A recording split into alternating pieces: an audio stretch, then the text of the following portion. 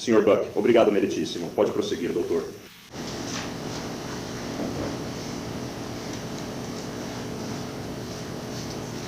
Senhoras e senhores, eu não começo minha argumentação final desejando um bom dia, porque nunca é um bom dia quando o Estado da Flórida precisa ficar diante do júri e pedir que esse júri recomende a sentença de morte para um cidadão por um crime que ele cometeu. É isso que vou pedir a vocês este ano. Às vezes, as pessoas são obrigadas a tomar decisões difíceis, e embora a escolha seja difícil, ela é a correta. E essa decisão, essa escolha deve ser tomada com base nos fatos e na lei do caso, nas circunstâncias que envolvem o caso. Os fatos e a lei são o que determinam a justiça. São essas coisas que fazem o nosso sistema de justiça funcionar, e é isso que torna o sistema de justiça uniforme e não o produto de uma pessoa agindo mais pela emoção. Mas, na verdade, a justiça é o resultado de uma análise cuidadosa dos fatos e circunstâncias e de como esses fatos e circunstâncias se encaixam nas leis que todos nós concordamos em seguir. Ouviu pessoas na seleção do júri dizendo: "Não me importo com o que as provas dizem. Pessoalmente, não posso votar pela pena de morte." E tudo bem, eu respeito a honestidade e a integridade dessas pessoas, porque se elas escondessem essa informação das partes, esse sistema não teria sido justo, esse julgamento não teria sido justo. Cada um de vocês jurou que, se achassem que os fatores agravantes superavam as circunstâncias atenuantes e achassem que a pena de morte era apropriada, poderiam de fato votar pela pena de morte. Estamos pedindo a vocês, como Estado da Flórida, que façam exatamente isso, porque os fatos, as circunstâncias e a lei apoiam a pena de morte como a sentença apropriada neste caso. A decisão mais fácil pode ser voltar para a sala de deliberação depois que terminarmos e dizer: "Olha, vamos só dar prisão perpétua para esse cara e ir para casa." Mas pergunte a si mesmo: isso é justiça com base nos fatos e circunstâncias deste caso? Isso é justiça com base no que o réu fez com Risa Green? Isso é justiça considerando que o réu já foi condenado por outro assassinato premeditado em primeiro grau? Como eu disse, às vezes a decisão certa não é a mais fácil. As instruções que o juiz vai ler para vocês em alguns minutos, e vocês já ouviram instruções muito parecidas quando estávamos fazendo a seleção do júri, mas elas vão fornecer a vocês um processo detalhado que permite seguir passo a passo, usando as provas, a razão e a lógica para chegar à sua conclusão. Eu espero que a defesa vá dizer isso a vocês várias vezes, e embora seja verdade que a decisão de vocês sobre a pena adequada neste caso seja uma determinação individual de cada um, eu não quero que ninguém pense que isso significa que vocês não devem voltar para a sala de deliberação e realmente deliberar. A lei exige que vocês conversem, deliberem e discutam as provas uns com os outros. O nosso sistema de júri é tão maravilhoso porque reúne pessoas de diferentes origens, formas de criação diferentes, diferentes vidas, diferentes experiências que vocês tiveram ao longo da vida. E nós colocamos vocês juntos para conversar e resolver questões importantes. E é essa discussão, essa troca de ideias, opiniões e interpretações das provas que faz com que a decisão final seja bem fundamentada e bem informada. Ouvir opiniões e interpretações de outros com mente aberta sobre temas que talvez você não tenha considerado torna a decisão mais fundamentada e informada. Então peço que quando vocês voltarem para a sala de deliberação, discutam os fatos e as circunstâncias do caso. Comentem os fatores agravantes e as circunstâncias atenuantes. Conversem sobre isso entre vocês. E depois que cada pessoa tiver a chance de discutir suas opiniões e dizer uns aos outros o que pensa, só então façam uma votação e comecem a marcar os quesitos do veredito. Esse processo é o que faz com que a decisão final, neste caso, seja bem fundamentada e totalmente informada. Quero falar com vocês sobre as atenuantes apresentadas nos últimos dias. E grande parte desse testemunho é sobre o histórico do réu, sua criação quando era jovem.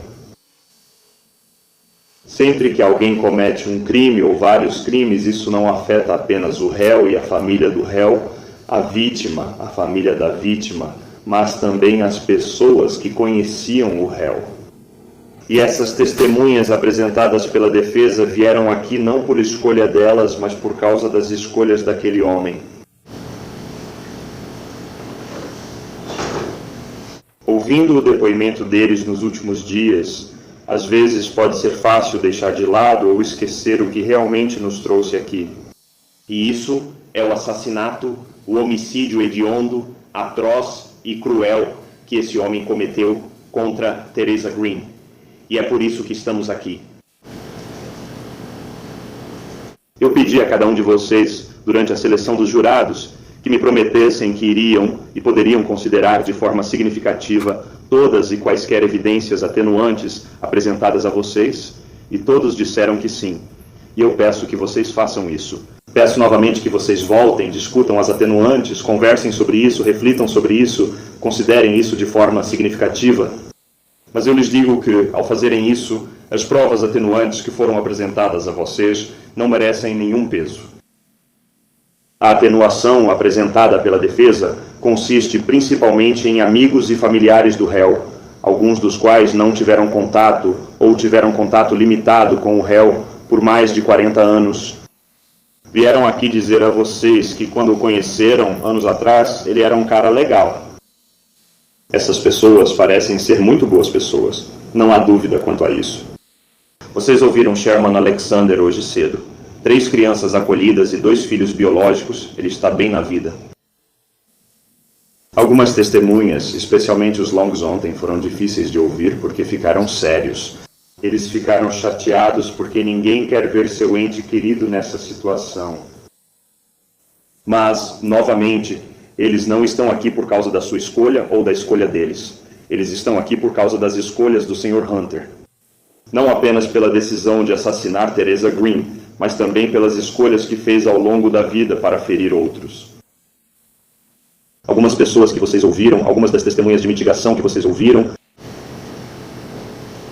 o conheceram há 40 anos e tiveram poucas ou nenhuma interação ou conversa com ele. Quando criança na casa dos Alexander, ouviram que ele era respeitoso. Ele se comportava bem. Ele seguia as regras. Então sabemos que ele pode seguir as regras. Ele pode ser respeitoso. Ele pode fazer o que as pessoas fazem se ele escolher fazer isso.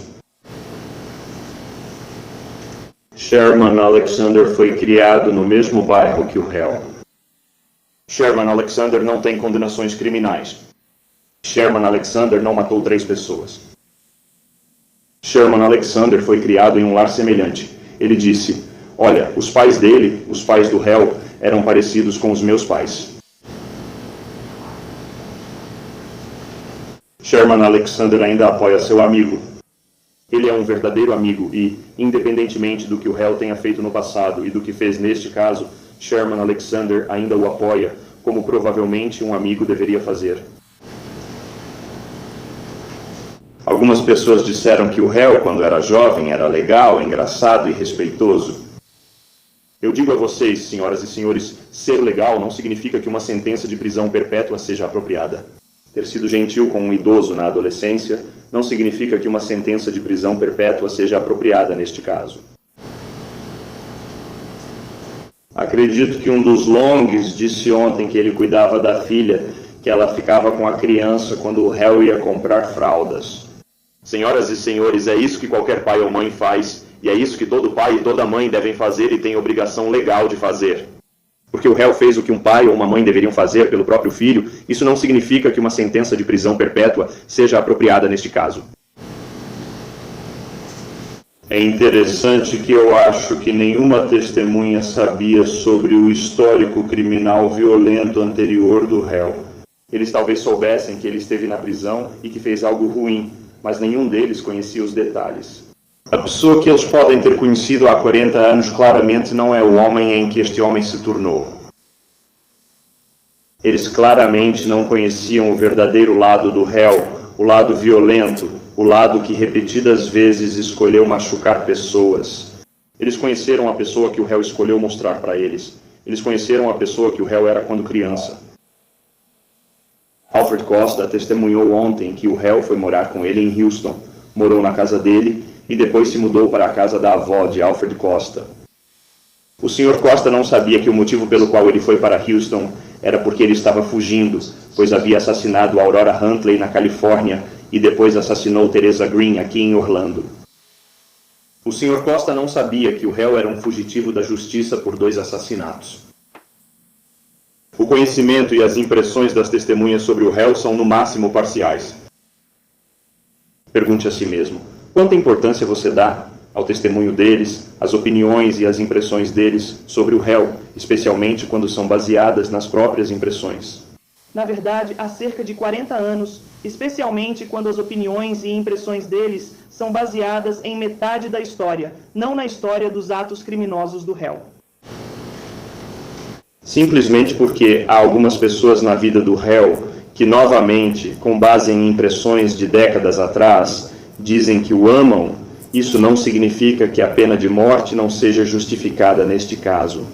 Todo mundo pode encontrar alguém do passado para vir e dizer: quando eu o conheci, ele era um cara ótimo, eu o amava. Isso não significa que a pena de morte não seja apropriada como punição aqui. As testemunhas desconheciam detalhes dos crimes anteriores dele. Elas não sabiam os detalhes de como ele matou 2 pessoas antes de matar Teresa Green e de como feriu outras 3 atirando nelas. Elas não sabiam sobre a dor que ele causou a outras famílias por causa das escolhas e decisões dele. Se soubessem, achamos que teriam dito a mesma coisa sobre o réu. Achamos que as impressões delas poderiam ser diferentes. Não há dúvida de que o réu tem pessoas que o amam. Mas também está claro o histórico de escolhas que o réu fez. Não só machucou sua própria família, seus próprios familiares, mas também os amigos e familiares das pessoas que ele acabou de ferir, como os Butlers, como Octavius Hayes, o filho de Teresa Green. Enfatizo na seleção do júri. Considerem essa atenuação. Por favor, faça isso. Depois que você fizer isso, eu afirmo que a atenuação apresentada pela defesa e as opiniões desses amigos e familiares, muitos dos quais realmente não conhecem o verdadeiro caráter do réu, não devem ter nenhum peso. Quero mudar de assunto e falar sobre os fatores agravantes que o Estado apresentou. Como dissemos na seleção do júri, e como o juiz lerá para vocês, fatores agravantes aumentam a gravidade do crime ou o dano à vítima. São fatores que tornam o assassinato de Teresa Green mais grave que outros assassinatos em 1º grau. O Estado só precisa provar um fator agravante, além de qualquer dúvida razoável, para que a pena de morte seja uma sentença apropriada. Aqui, o Estado apresentou 2. Sua primeira decisão será determinar se o Estado provou esses fatores agravantes para você, além de qualquer dúvida razoável. Se você concluir que o Estado provou um fator agravante, esse fator então entra na sua balança para determinar qual deve ser a punição adequada. O primeiro fator agravante apresentado pelo Estado é que o assassinato de Teresa Green foi especialmente hediondo, atroz ou cruel. Isso se refere à visão da vítima, a de Teresa Green. Notem a palavra ou. O Sr. Nornelli disse na abertura que não é e. O Estado não precisa provar que o assassinato foi especialmente hediondo, atroz e cruel. É ou. Então, se o Estado provou qualquer um desses 3 qualificadores, então isso já foi provado. Eu lhes digo que as provas, neste caso, comprovaram todos os 3. Esse fator agravante novamente foca na perspectiva da vítima e em como ela estava se sentindo, a dor e o sofrimento que ela suportou antes de eventualmente morrer. O juiz vai dizer que hediondo significa extremamente perverso ou chocantemente cruel. Atroz significa escandalosamente brutal e violento. Cruel significa causar um alto grau de dor com total indiferença ou até mesmo prazer pelo sofrimento dos outros.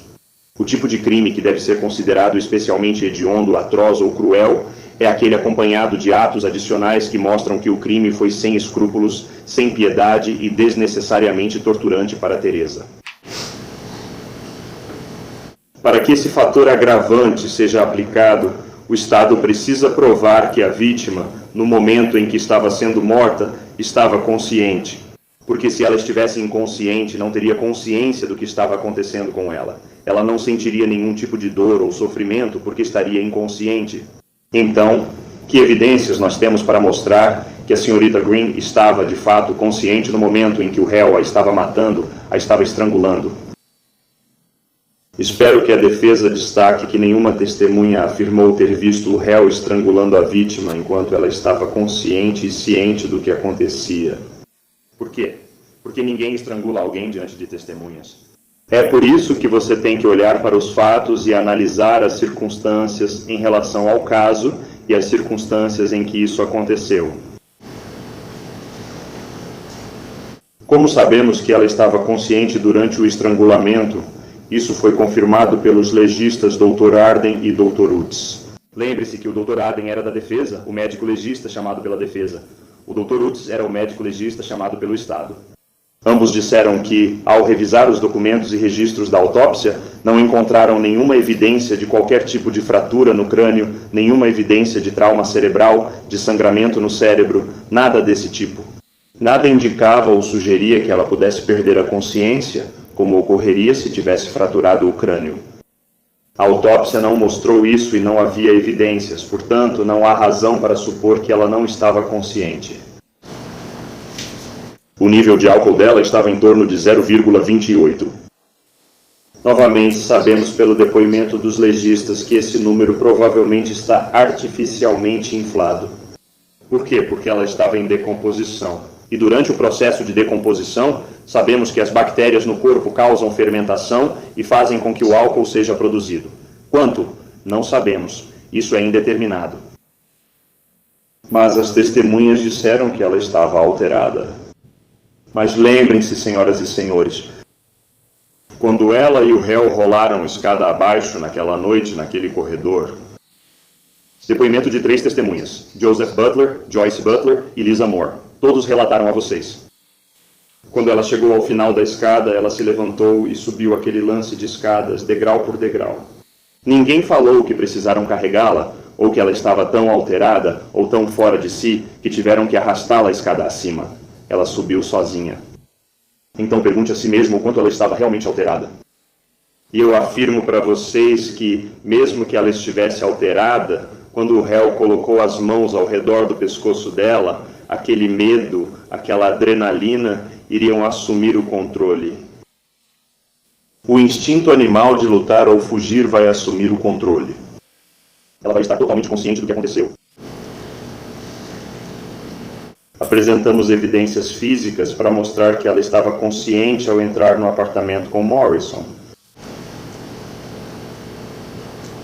Você soube do relógio com o DNA do réu que foi achado no chão e que Octavius Reis colocou no balcão do banheiro. Você soube que o relógio estava quebrado? Se ela tivesse entrado naquele apartamento, caído na cama e ficado inconsciente, por que aquele relógio estaria quebrado? Sabemos que a pulseira não quebrou na queda, pois continuou no pulso dela e ficou no apartamento. Ninguém disse que viu ela pegar esse relógio quebrado dentro da casa. Isso é indicativo de uma luta. Isso indica que a senhorita Green estava consciente e ciente durante uma luta. Há também provas do buraco na parede que Octavia afirmou não existir antes. Novamente, isso é evidência de um confronto ou uma altercação dentro daquele apartamento depois que eles entraram naquele apartamento. Se ela tivesse entrado no apartamento, caído no colchão e perdido a consciência, por que iríamos embora? O buraco na parede mostra que houve uma altercação e que ela estava consciente do ocorrido. Pode ter havido uma discussão. Talvez ela tenha entrado bêbada, caído na parede e feito o buraco. Se fosse assim, você não acha que a ré teria ligado para o 911 ou pedido ajuda se estivesse tão mal a ponto de cair na parede? Mas isso não aconteceu. Para acreditar nisso, seria preciso ignorar todas as evidências do estrangulamento, da hemorragia e do osso ióide no pescoço dela. O que me leva às evidências físicas no corpo dela. As lesões no pescoço mostram que ela estava consciente durante o processo de estrangulamento. Ela estava consciente quando o réu estava com as mãos em volta do pescoço dela, tirando-lhe a vida ao apertar. Dr. Utz, e tenho certeza de que a defesa também vai destacar isso para vocês. Dr. Utz disse, olha, eu não posso afirmar com absoluta certeza que essas são marcas de unha, mas para mim, com certeza parecem marcas de unha. Vocês precisam analisar novamente os fatos e circunstâncias deste caso para determinar a causa dessas marcas. Quando vocês fazem isso, a única interpretação razoável é que essas marcas foram causadas por unhas. Olhem onde elas estão. Elas estão exatamente no lugar onde estariam no pescoço dela se ele estivesse com as mãos ao redor do pescoço dela apertando. Podemos dizer para vocês, o Dr. Woods pode dizer para vocês se essas marcas de unha são do réu ou da vítima. Nós não sabemos, mas em qualquer um dos cenários, a presença dessas marcas e como elas aparecem mostram que ela estava consciente e ciente do que estava acontecendo quando estava sendo estrangulada por aquele homem. Elas não são apenas 4 marcas em linha, 4 marcas simples. Se ela estivesse inconsciente e o réu a estrangulasse até a morte, não haveria resistência, pois ela não estaria consciente. Você aperta, puxa, aperta até ela morrer. Aqui vemos um padrão caótico de marcas. Vemos várias marcas em locais diferentes. O que isso indica? Indica que ele está apertando e soltando e mudando a posição das mãos para causar essas marcas adicionais. Por quê? Porque ela está consciente, ciente e lutando, debatendo-se e resistindo.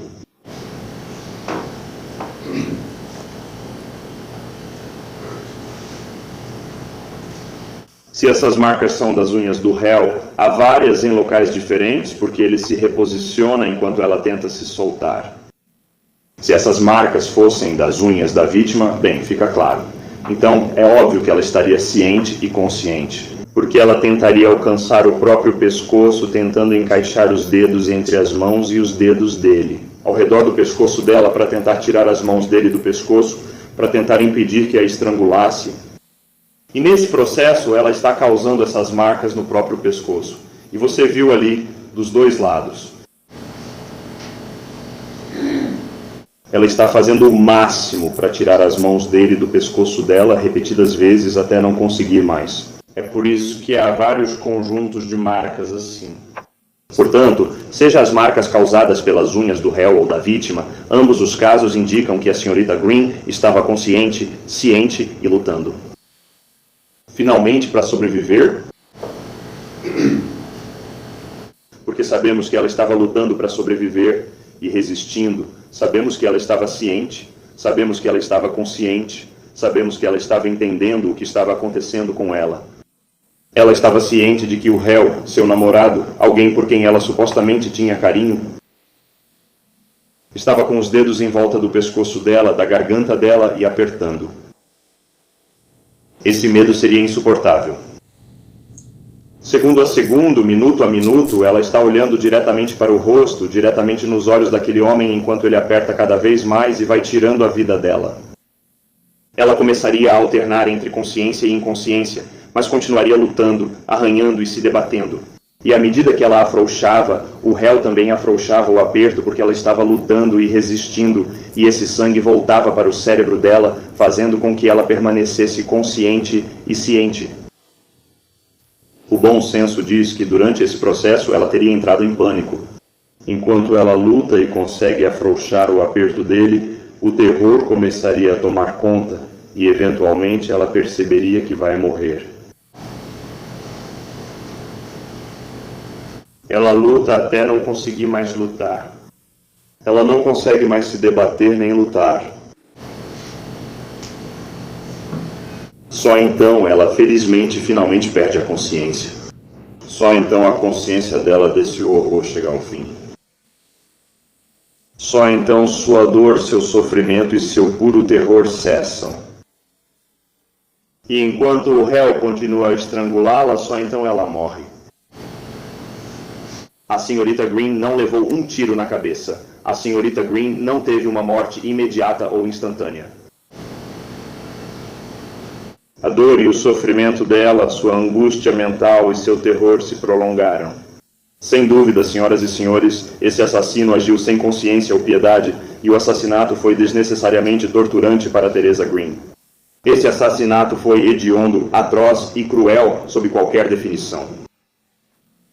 Por que esse agravante merece tanto peso? Porque se refere à santidade da própria vida. Ninguém deveria passar pelo sofrimento que Teresa Green enfrentou nas mãos daquele homem. Esse fator agravante por si só supera qualquer atenuante que seja apresentado a vocês.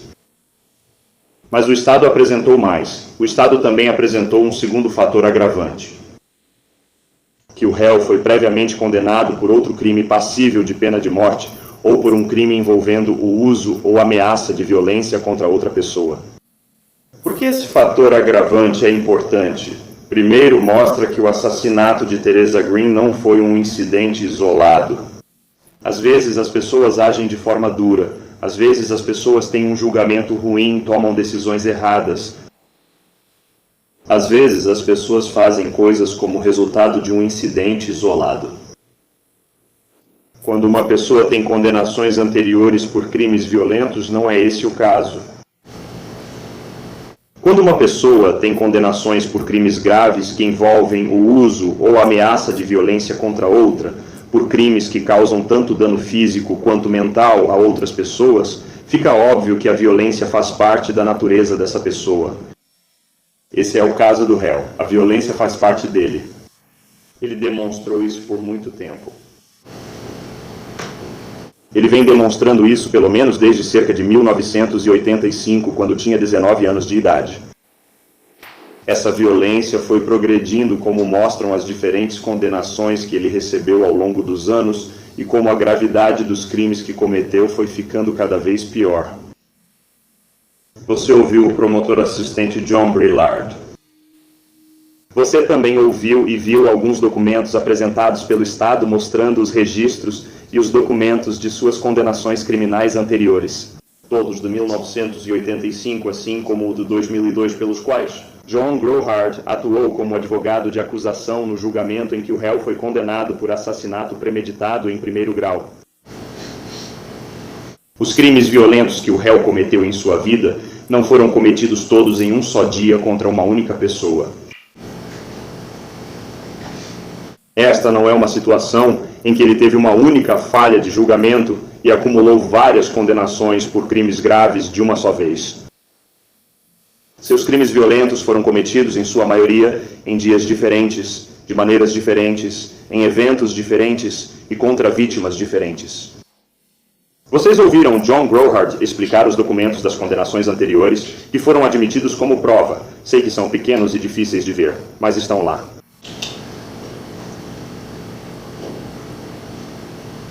E ele explicou para vocês a natureza das condenações anteriores dele, tanto de 1985, quanto em relação ao assassinato em primeiro grau de Aurora Huntley, que aconteceu em 2002.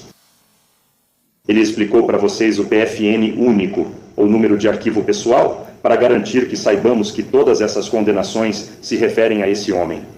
E o Sr. Grohart também identificou o réu como quem ele processou pelo assassinato de Aurora Huntley em 2002. Vocês também ouviram o depoimento de um analista de impressões digitais do Departamento de Polícia de Orlando, que comparou as impressões conhecidas dele, as impressões conhecidas do réu, com as impressões digitais tiradas da pessoa que foi presa na Califórnia quando ele foi trazido de volta em 2003. É a mesma pessoa. Não há dúvida, nem espero contestação, de que todas as condenações anteriores reduzidas são resultado das ações deste réu. A decisão e a escolha do réu de começar a cometer crimes violentos começaram por volta de 1985. E vocês ouviram que em 6 de janeiro de 1985 o réu foi condenado. O evento ocorreu e depois ele foi condenado por homicídio voluntário com arma de fogo contra César Guzmán. Nesse mesmo evento, no mesmo dia, ele foi condenado por agressão com arma de fogo contra a vítima Jorge Hernandes, porque ele apontou a arma e colocou Jorge Hernandes sob a ameaça imediata de cumprir essa ameaça. Passando para o mês seguinte, em 4 de fevereiro de 1985, o réu atirou em Adolphus Williams com uma espingarda de cano cerrado e acabou sendo condenado por tentativa de homicídio em primeiro grau com arma de fogo, causando grave lesão corporal. 14 dias ou 10 dias depois foi quando o réu então atirou em Eric Wright. Ele foi novamente condenado por tentativa de homicídio em primeiro grau com arma de fogo, causando grave lesão corporal a Eric Wright. E em 29 de março de 2002, o réu atirou e matou a Vora Huntley. Ele foi condenado por homicídio premeditado em primeiro grau, assim como no assassinato de Teresa Green. Depois de cometer o crime contra a Vora Huntley e assassiná-la, ele foge para Orlando, onde entra em contato com Teresa Green e começa um relacionamento com ela. E agora sabemos por que o réu estava usando um nome falso quando estava aqui. Sabemos por que ele estava usando o nome Mike, porque ele estava fugindo da polícia na Califórnia, pois matou a Vora Huntley lá. Menos de 2 meses depois de assassinar a Aurora Huntley, ele vem para Orlando e mata Teresa Green. Depois ele foge para Houston, é preso e levado à Califórnia para responder pelas acusações ligadas a Vora Huntley. Ele é condenado lá por assassinato premeditado em primeiro grau e depois trazido para Orlando, Flórida, para responder às acusações locais. O réu foi condenado não por 1, não por 2, mas por 5 condenações anteriores por crimes graves. No fim, o réu matou 3 pessoas. E tentou matar outras 2 pessoas atirando nelas. Quando vocês considerarem se o réu merece prisão perpétua, quando considerarem se ele merece clemência ou misericórdia, considerem sua vida inteira de comportamento criminoso violento e as pessoas que ele feriu e matou. Esse fator agravante merece grande peso, e ele sozinho também supera em muito quaisquer circunstâncias atenuantes que foram apresentadas a vocês. Eu lhes digo, senhoras e senhores, quando vocês colocam as evidências atenuantes apresentadas a vocês em uma balança e então colocam os fatores agravantes nessa balança, ela pende fortemente para a pena de morte, porque os fatores agravantes superam em muito qualquer evidência atenuante apresentada a vocês. Uma vez que vocês determinam que os fatores agravantes de fato superam as circunstâncias atenuantes, o próximo passo do processo de vocês, de acordo com as instruções que o juiz vai ler para vocês, é determinar qual é a punição adequada. Eu espero que a defesa diga a vocês várias vezes que a lei nunca obriga ou exige que vocês votem pela pena de morte. Eu disse a vocês que nesta jurisdição é isso de novo. Mas o que vocês sabem é que há cerca de 9 páginas de instruções que vocês já receberam ou vão receber, e o juiz vai ler para vocês,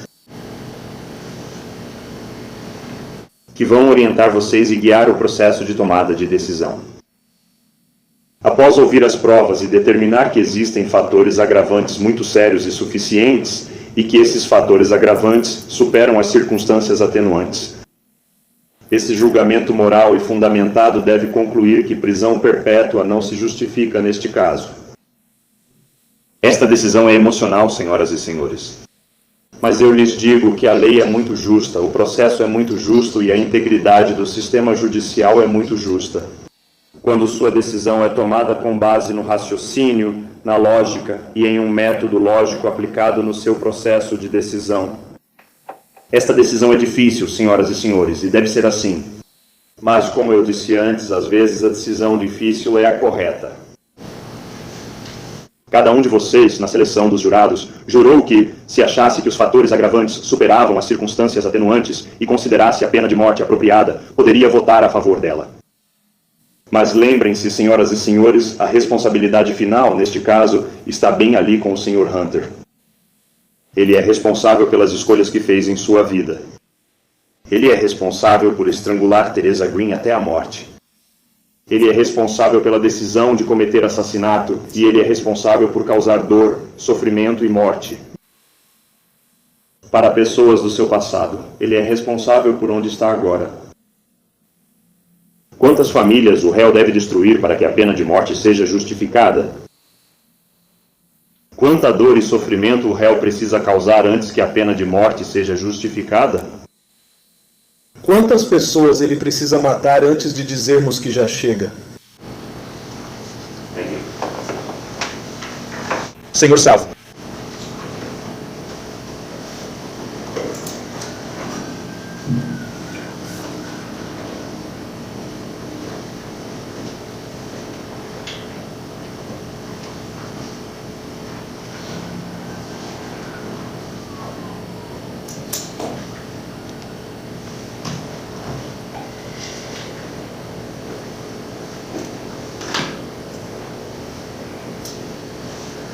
Senhoras e senhores do júri, esta é a fase mais solene de qualquer processo em nosso sistema de justiça.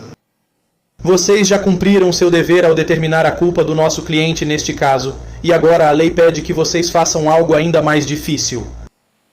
Decidir se recomendam ou não que um ser humano deva viver ou morrer.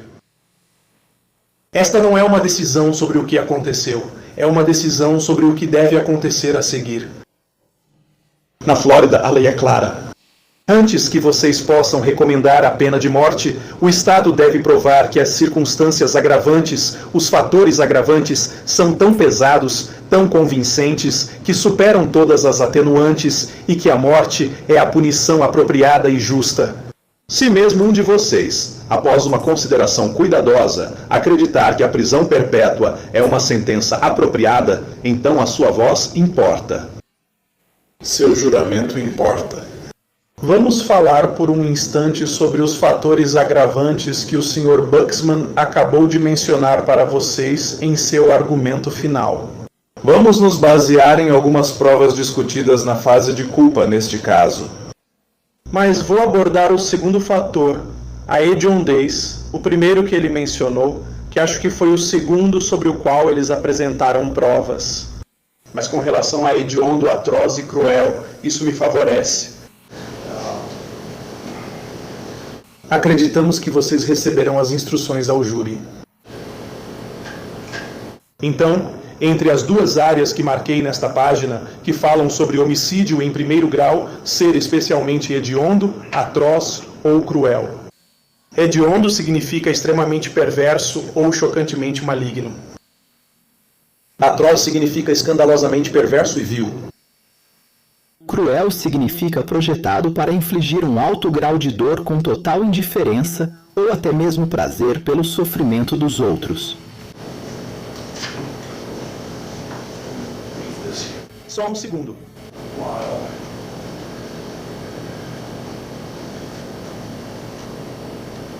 O Estado afirmou que o assassinato foi hediondo, atroz ou cruel. Essas são palavras fortes. Palavras destinadas a evocar algo além da já terrível realidade de um homicídio. Mas nem toda morte trágica atende a esse padrão legal. A lei exige algo mais. A lei exige que hediondo seja extremamente perverso ou chocantemente maligno. Atroz seja escandalosamente perverso ou vil. Cruel significa projetado para infligir um alto grau de dor com total indiferença ou até mesmo prazer pelo sofrimento dos outros. Bem, o Estado quer que você acredite na pior história possível. Na fase de culpa deste caso, vocês não foram convidados a determinar se os fatores que influenciaram a forma como o assassinato em primeiro grau aconteceu. Vocês receberam provas e o Estado montou a sua versão da pior história possível. Eles querem que vocês acreditem que houve uma festa regada a álcool e que o Sr. Hunter e a Srta. Green voltaram para o apartamento e tiveram uma briga ou uma luta, sendo que não há absolutamente nenhuma evidência em relação a nada disso. Não há nenhuma evidência sobre como o buraco apareceu na parede. Vocês podem ter ouvido um advogado argumentar em algum momento, eu, Sr. Nunnerly, talvez tenha argumentado que pode ter sido um ombro em algum tipo de briga, disputa ou desentendimento com o Sr. Hunter. Se você olhar para a altura daquele buraco, a altura daquele buraco é específica para onde fica o trinco da porta do banheiro. Há fotografias que foram colocadas como prova que sugerem isso. Começa a cerca de 60 centímetros do chão e vai até cerca de 90 centímetros do chão.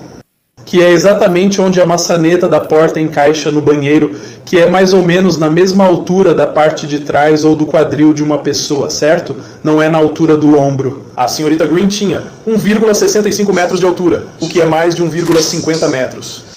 Se você descontar a altura da cabeça dela, que é mais ou menos um pé, então para ser na altura do ombro, para ser empurrada contra a parede, teria que estar entre 1,15 metros e 1,40 metros de altura na parede. Não há evidências de que Teresa Green tenha sido empurrada contra aquela parede. Não há evidências de que o Sr. Hunter tenha sido empurrado contra aquela parede. Não há evidências de que o Sr. Hunter estava no apartamento, exceto pelo DNA dele no sangue encontrado no relógio. Agora, o que é mais provável, usando o seu bom senso? O relógio quebrou quando Teresa Green caiu e rolou por 14 degraus do topo até embaixo, ou durante alguma discussão fictícia para a qual não há evidências de que um relógio tenha sido quebrado durante uma discussão. Isso não faz sentido. Isso desafia o bom senso. Então, essa versão de juntar um buraco na parede com um relógio quebrado, não há absolutamente nenhuma evidência em relação a qualquer teoria do Estado sobre o fato de o crime ser hediondo, atroz ou cruel. Você ouviu os médicos legistas, tanto o Dr. Utz quanto o Dr. Arden, testemunharem em relação às fotografias que foram mostradas. Ambos concordam que há algum tipo de hematoma ou contusão na parte de trás do pescoço dela. Novamente, é mais provável que esse hematoma ou contusão tenha ocorrido durante uma queda ao descer 14 degraus. Ambos indicaram que não acreditavam que isso tivesse qualquer relação com estrangulamento ou evidência de estrangulamento. Mais uma vez, não há evidências de DNA ou impressões digitais do Sr. Hunter no corpo. Não há evidências de DNA do Sr. Hunter debaixo das unhas da Srta. Green. Não há evidências do próprio DNA dela debaixo das unhas, o que significa que seja lá o que for, na versão do Estado sobre as marcas de arranhão. E havia várias delas, muito mais do que 4 dedos. Alguém tem 10 dedos em uma mão para causar isso? Ou é mais provável que os arranhões que aconteceram ali foram resultado de uma queda ao descer 14 degraus com carpete sobre concreto até o patamar inferior? Ou, como o Dr. Arden testemunhou, ele acreditava que aquilo era evidência de descolamento da pele por causa da forma como o corpo foi colocado no porta-malas e pela pressão. Como você vê nas fotografias do rosto dela fora do armário. Um pouco do descolamento da pele naquela região, que também ocorreu daquele lado ou naquela parte do pescoço.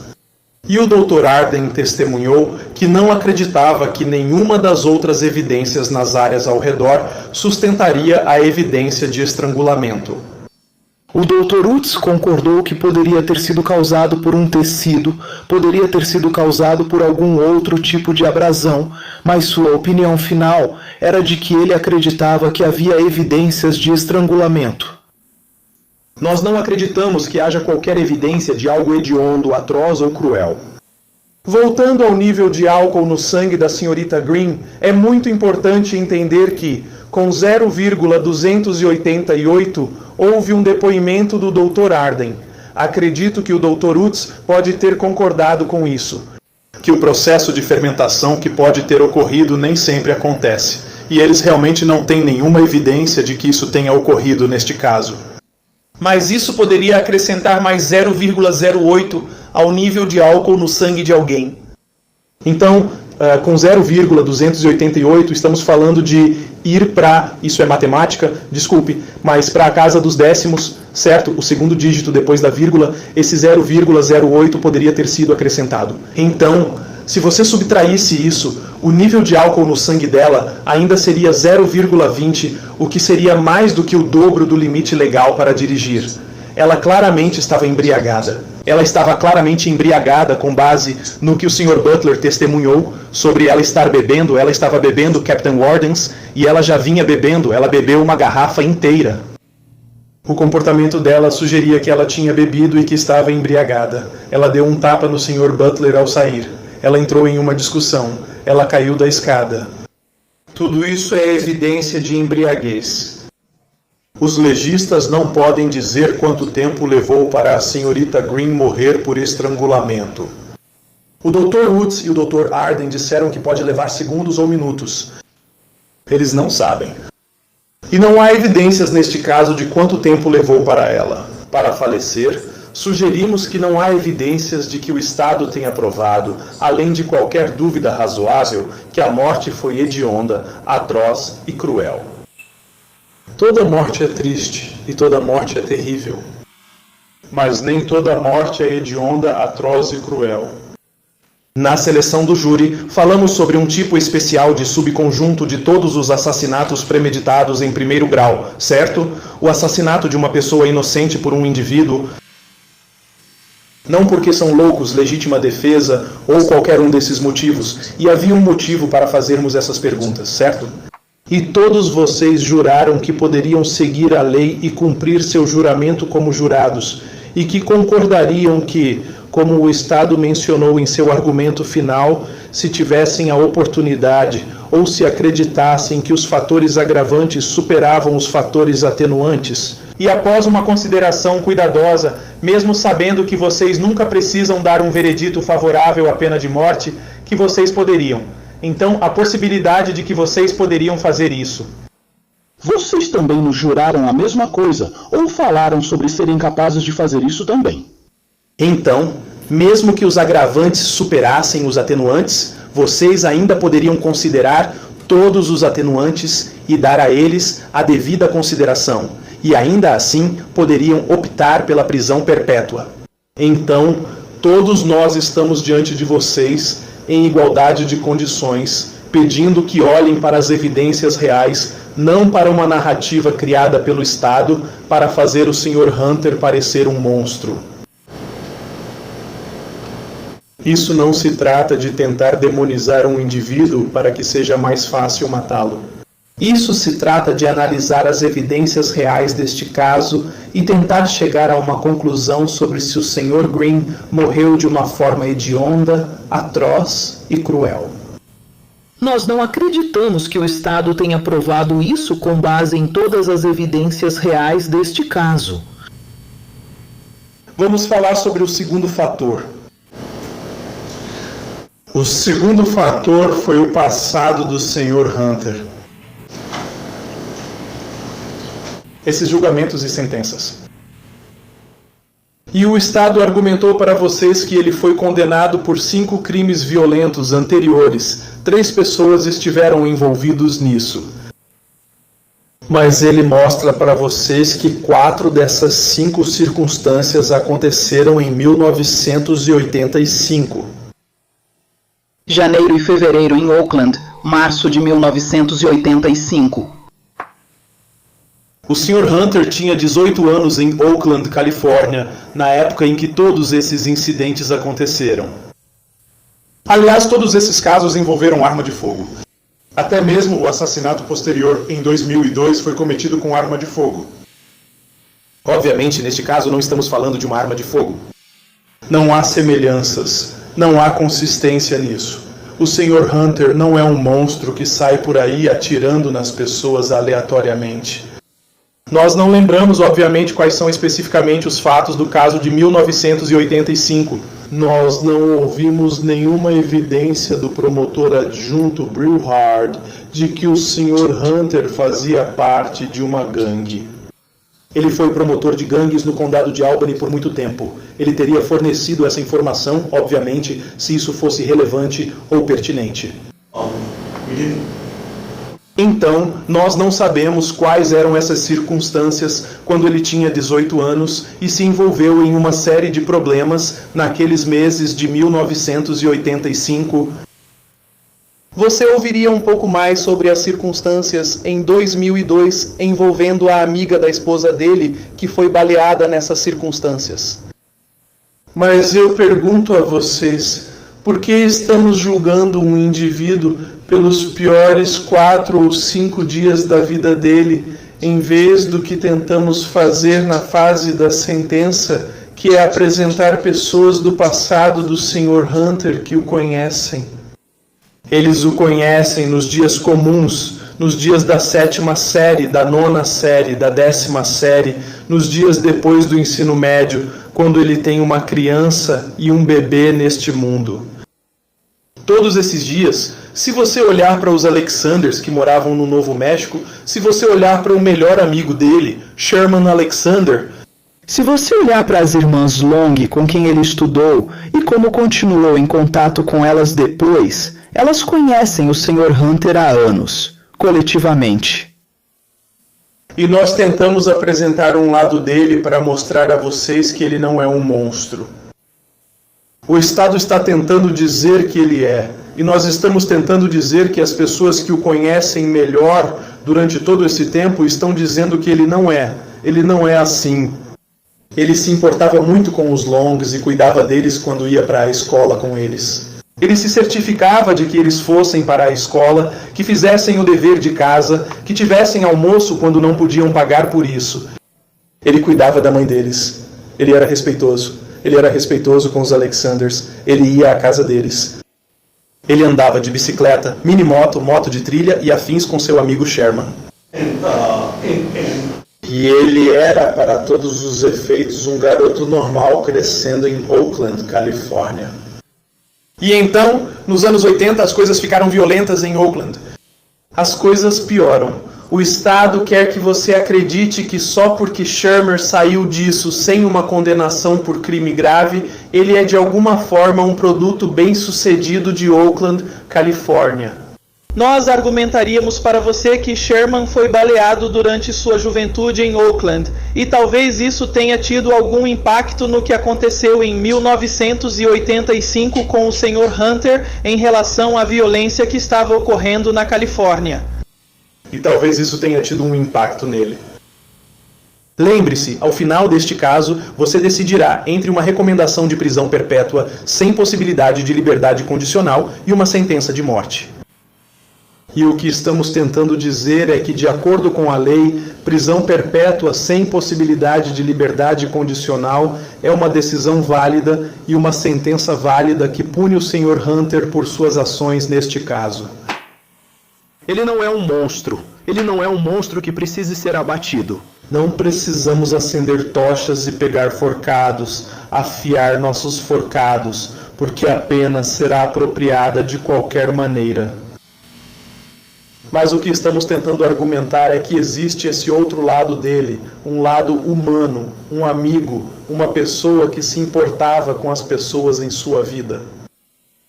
Você também ouviu os Butlers, Lisa Moore e até Octavius Hayes dizerem que, até esse incidente, eles nunca presenciaram o Sr. Hunter ser violento, agressivo ou demonstrar raiva de nenhuma forma em relação à Srta. Green. Então o Sr. Hunter não é assim. E então, quando você tiver que tomar a decisão sobre quanto peso dar aos agravantes em comparação com as atenuantes, neste caso, eu argumentaria para você que julgar um homem por seus 2 piores dias. E eu estou considerando esses 4 eventos de janeiro a março como uma sequência de acontecimentos. Mas, basicamente, estamos falando de 2 dias da vida dele. 4 dias, se você contar individualmente. Mas compare isso a uma vida inteira em que ele foi um bom amigo, um bom filho, um bom pai para o filho dele, que ele nunca viu fora das paredes de uma prisão. Ainda mantém um relacionamento com ela, ainda se corresponde com ela, se corresponde com a neta dele. Então ele está aqui.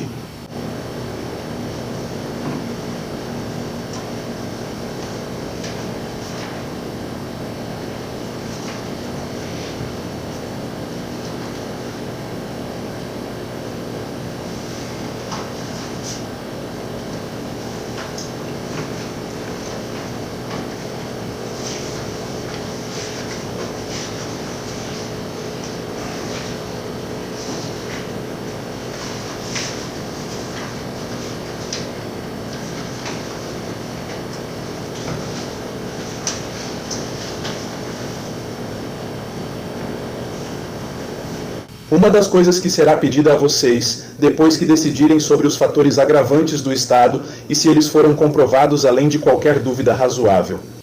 Novamente, a posição da defesa é que eles não comprovaram que foi hediondo, atroz ou cruel.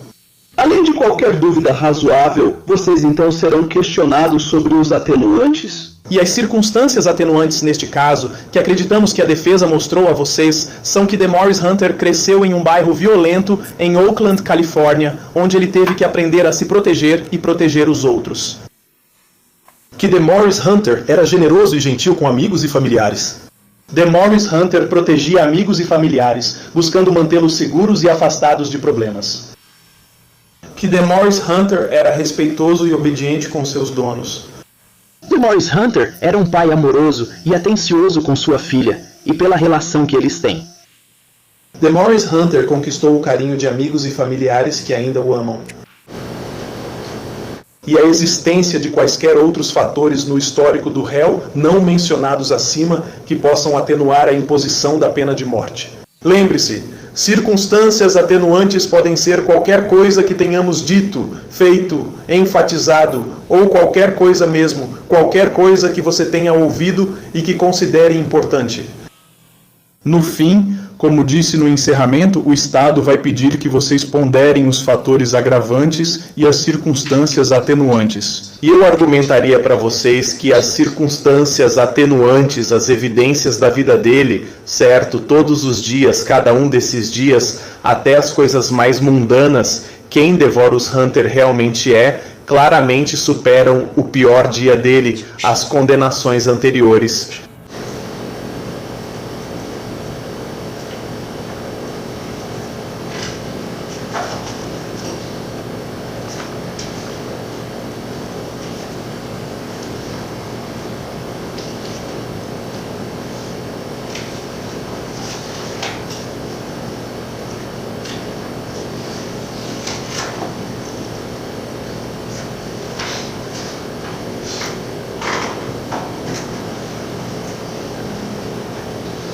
E mesmo após esse processo de ponderação,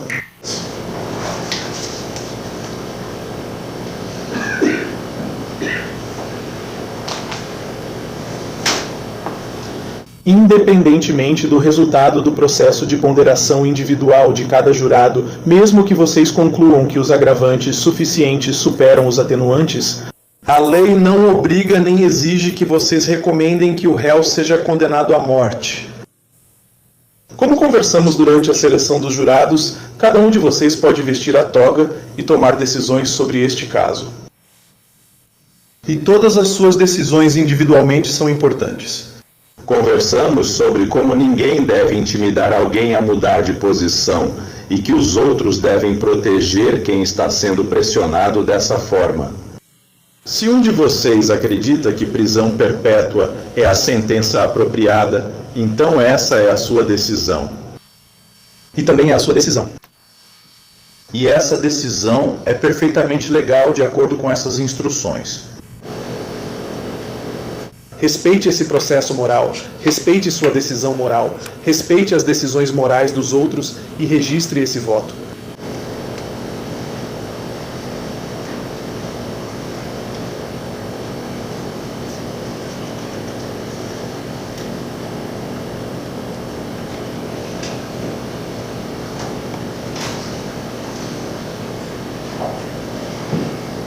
Uma sentença de prisão perpétua não é misericórdia sem consequência, é responsabilização, é punição. Isso significa que ele passará o resto da vida em uma cela de prisão e nunca mais será livre. Isso protege a sociedade. Isso garante que ele nunca fará mal a ninguém fora daquelas paredes. Mas também deixa espaço para outra coisa: o reconhecimento de que os seres humanos são mais do que a pior coisa que já fizeram.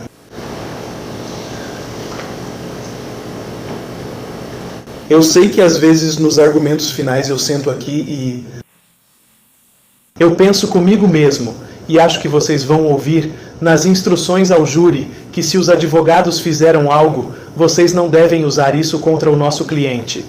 Eu ouvi minha voz nos vídeos dos depoimentos dos Alexanders, do Novo México, e isso me deixa louco toda vez que ouço minha própria voz em vídeo.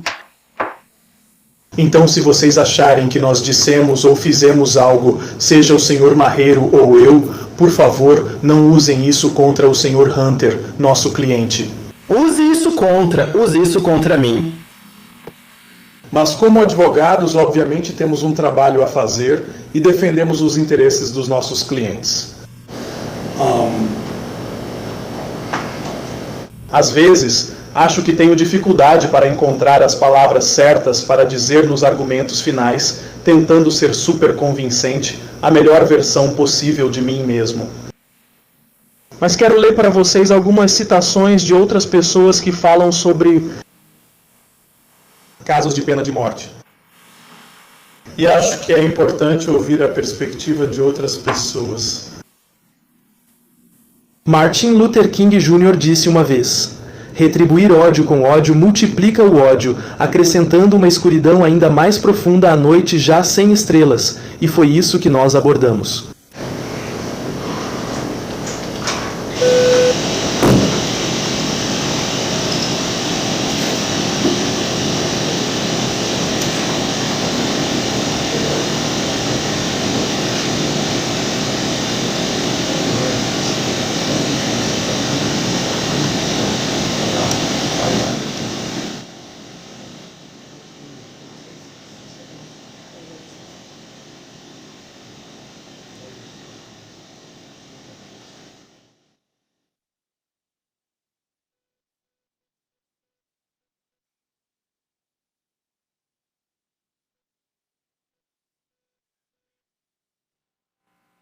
A objeção foi aceita.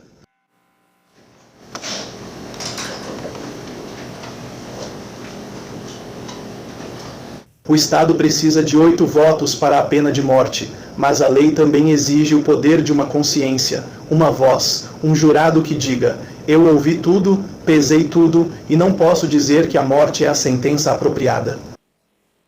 Se você for esse jurado, se houver qualquer hesitação, qualquer dúvida sobre se a morte é realmente um resultado necessário, então a lei não pede que você ignore isso. Ela pede que você a respeite. Essa decisão não pode ser desfeita. Não há segunda chance para reconsiderar.